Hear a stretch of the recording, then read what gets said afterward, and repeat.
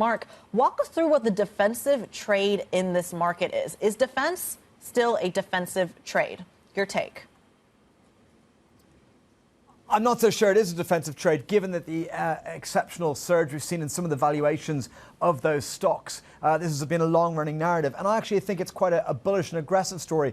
You know, we're talking about the kind of quibbling about what Spain will get to in terms of percentage of GDP spend, but the overall story here is that Europe is moving to a much more aggressive fiscal spend on arms over the next decade, or potentially longer, than it was only a year ago. And I think this is a really, really big structural tailwind for Europe in terms of that fiscal expenditure. Now, the slight qualifier to that is it's going to take a long time to come through, and there's a risk that some of those sectors might get a little bit too ahead of that investment because it's very much a structural tailwind rather than a short-term tailwind. And there are certain stocks that have traded the story as if it's about to all arrive in the space of the next couple of months.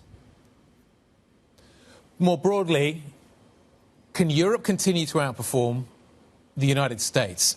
I find it fascinating that we've stopped doing it over the last 2 or 3 weeks. European equities have been going sideways. Europe is struggling to keep the momentum going. Mark, I've seen so many European rallies fizzle out. How close are we to that happening once again?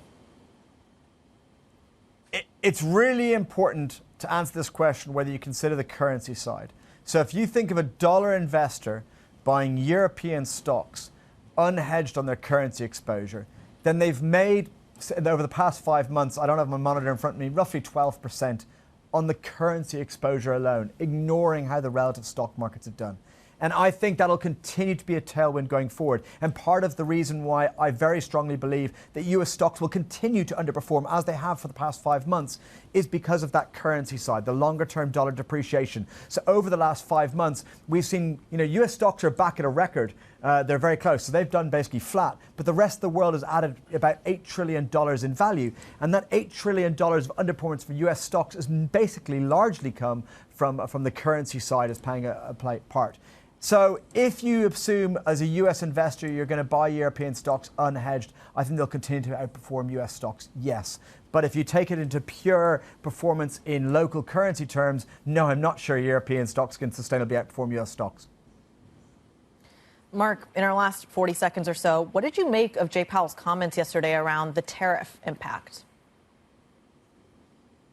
Look, I think it's one of these classic situations where he's being forced to say lots of things because the questions of people are dying to interpret sentiment. But essentially, he didn't really stray from anything that's been communicated before. I think there's a market that is keen to see that the Fed might be going to cut. What is perhaps most interesting is we're starting to see a very divided Fed. It was the comments from other officials at the same time, kind of contradicting Powell, that shows this is a Fed. Some of the Fed members are really feeling the pressure from Trump, inclined to cut sooner. But it's absolutely a divided Fed, which makes July very exciting.